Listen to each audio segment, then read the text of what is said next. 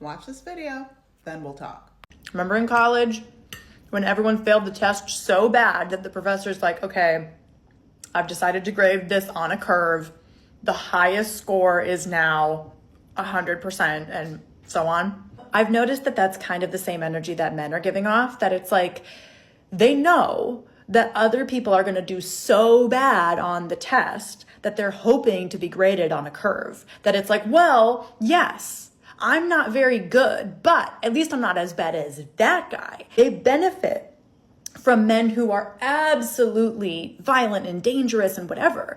Because then in the eyes of women, they're hoping they're going to be doing the comparison.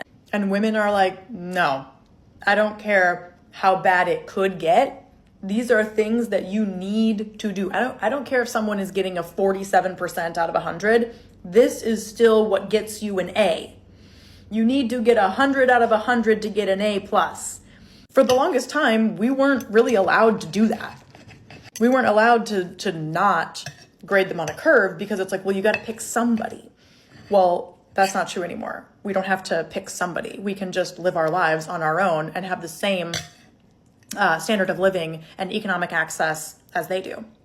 It's never the top performers who really want to be graded on a curve. It's always the people who are slacking, trying to get by with as little as possible.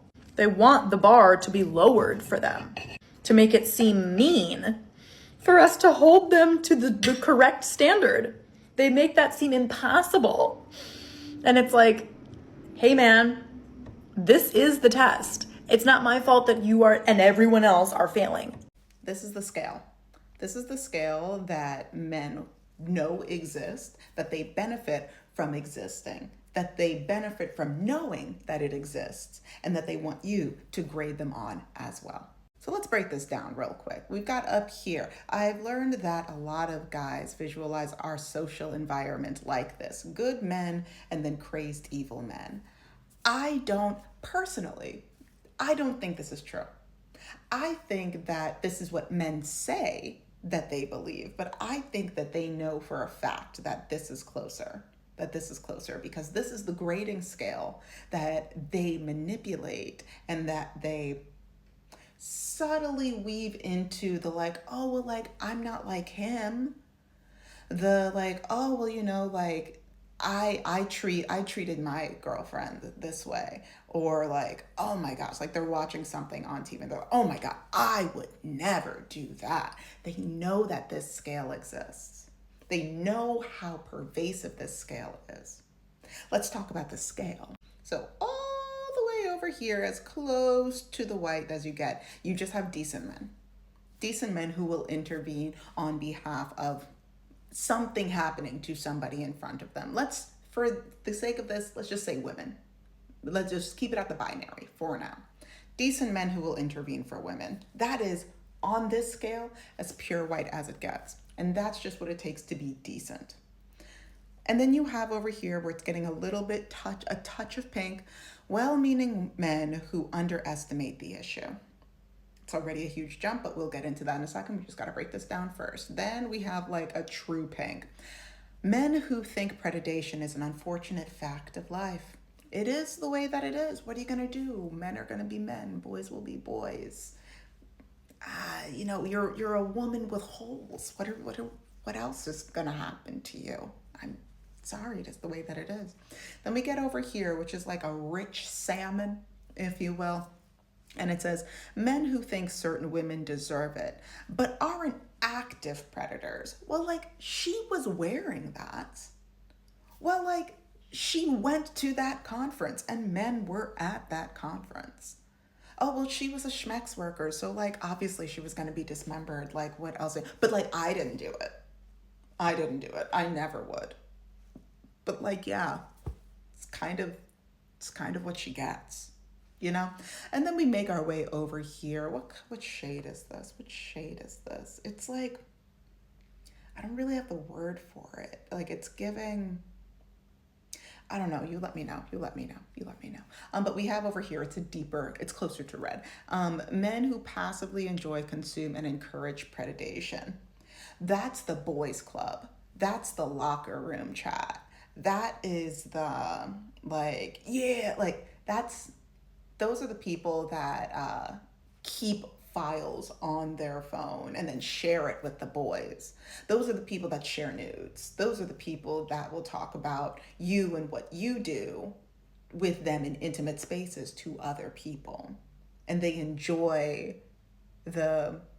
they enjoy bringing you down and objectifying you in other spaces, but you're like not active. You're not there. They're not doing it to you, but they're doing it to the things around you.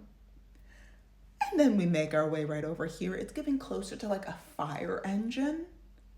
Yeah, it's getting closer to a fire engine. There's like a deep saturation here, which are textbook predators we are all aware of. Yeah, those are just the murderers, the rapists, those are the ones that we just know. And then we have the monsters so cruel we can't even fathom them. These are the ICE agents that are doing literally, when I say unspeakable, I mean unspeakable in the fact that we don't know what is happening to these women.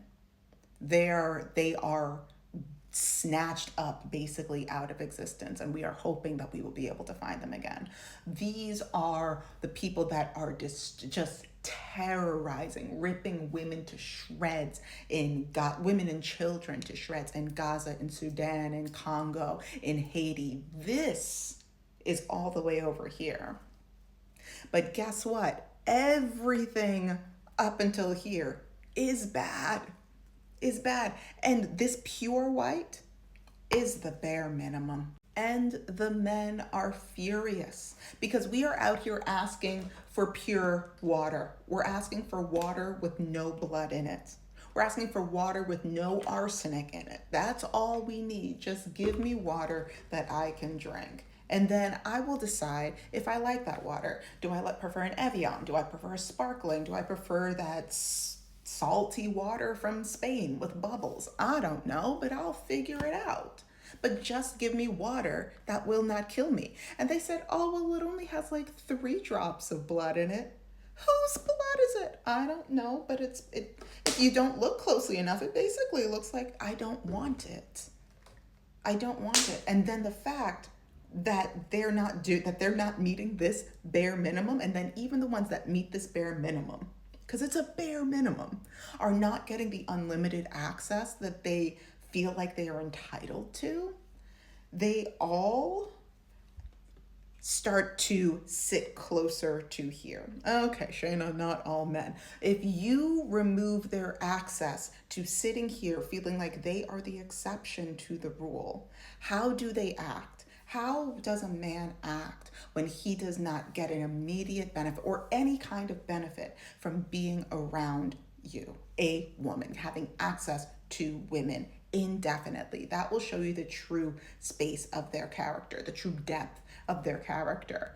Because even the well-meaning men who underestimate the issue, at the end of the day, it means that they do not believe women as people. Because at the end of the day, women now not only recognize this, but can say, I do not choose to participate with somebody that I have to fight tooth and nail to be able to hear me. So that way, hopefully, they could intervene for me. Hopefully. If I am able to say this, or if a specific kind of situation comes up in which they realize, oh no, this person needs help, or this woman needs help, I don't want to have to concern myself with that. I don't want to question about this, which is why so many women are choosing to not participate on this sliding scale. They're not even going into the booth to take the test. They are burning the tests. They are burning the bras. It is, and the men cannot, wait a minute, got a text message. So yes, the birth rate will continue to decline, as it should. There's too many of us on this planet. Yes, the male loneliness epidemic will continue. Why? Because if they cannot see how this is an issue for them to be able to make community with people that are not predators, then they are unsafe community members. So how are you going to fight the male loneliness epidemic if you are an unsafe community member? Who wants to be in community with you other than other predators who will become a predator. A predator is a predator no matter what. Lions sometimes eat cheetahs. Like, it's not, there's going to be some infighting, is what I'm saying, within their community. And this is why the benefit of the doubt is basically just like unearned extra credit for a test that they have failed. It is okay to fail a test. Not everybody should be a doctor. Not everybody should be a lawyer.